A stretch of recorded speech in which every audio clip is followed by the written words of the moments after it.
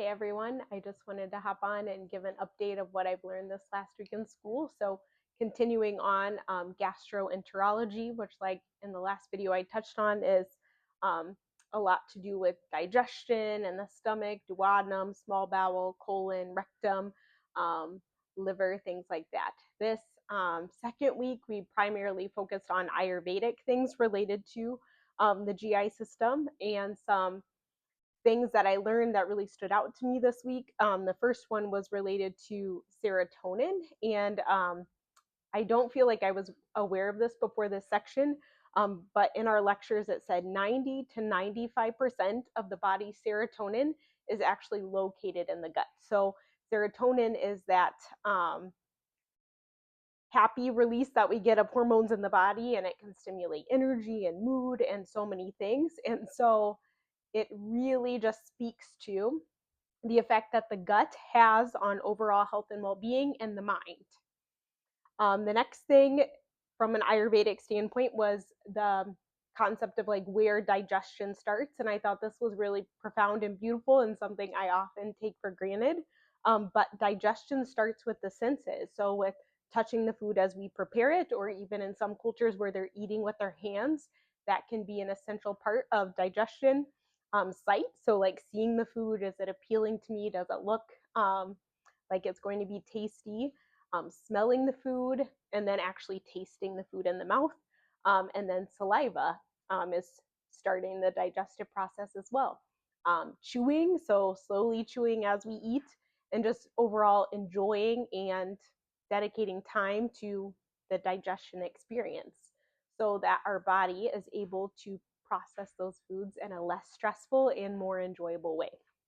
Um, the mood in which we eat our food is really important as well. So if we're eating after we've been fighting with someone, or we're like eating dinner as we're arguing as a family, or if we're watching news that can be stressful while we're eating, I'm just really considering the environment we're eating in, as it does affect the body's ability to digest food. One other thing to maybe consider is like avoiding eating while we're driving in the car. I know that's something I um, can be easy to do, and also it will affect digestion. So just something to consider and potentially be aware of.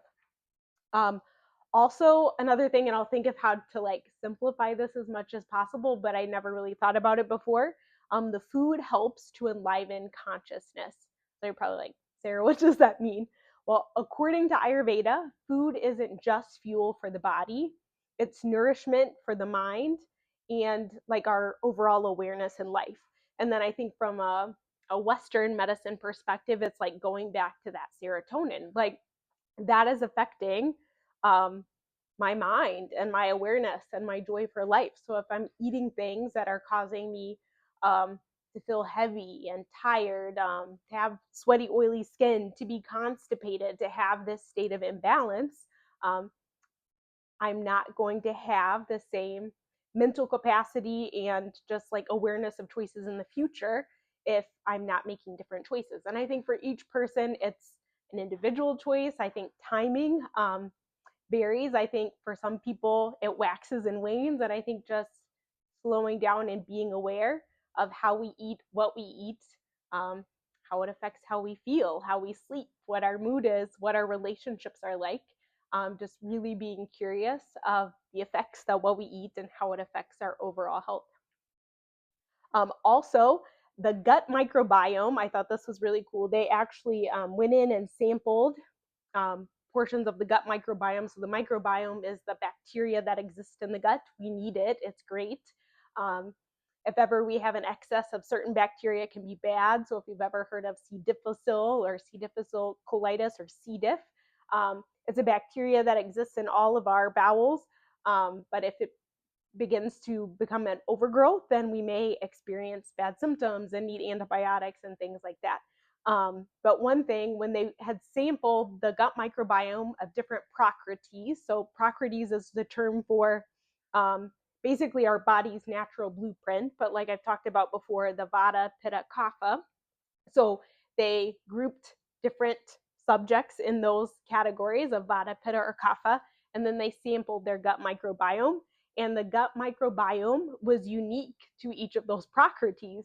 And so I think that just really speaks to how, depending on what our prakriti is, or that predominant dosha is, whether it's vata, pitta, or kapha, there are different foods that will help support that microbiome in the gut. So it's not a one size fits all approach as far as like, this is what every person needs to eat every day, every season. I think that I know that it's variable. And so I think being curious about that and not being set on one particular diet or routine, and just really bringing in that, like, what helps support my body and what supports my body may look different than what supports another person's body. So, yeah, just a little bit of what I learned this week. I also learned in the pulse, levels of the pulse, being able to feel different imbalances that may exist in the digestion, and how I can physically feel that when I'm assessing either my own pulse or a patient's pulse.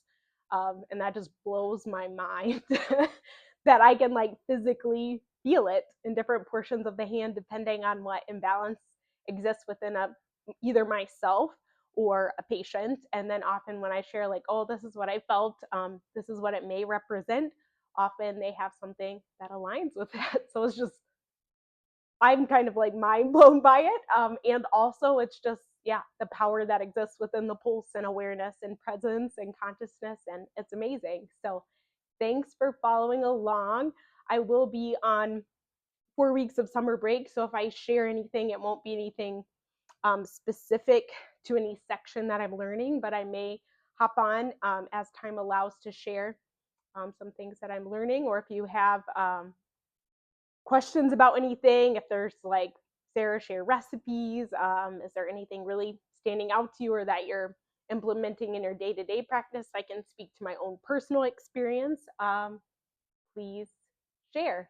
And then this upcoming weekend, I'll be in San Diego learning some Botox training, because for my day job, I'm hoping to, in the very near future, be able to use Botox to help patients with muscle spasticity, migraines, cervical dystonia, things like that. So continuing to grow and learn even on summer break. But I appreciate all of you following me on this journey, and I look forward to sharing more.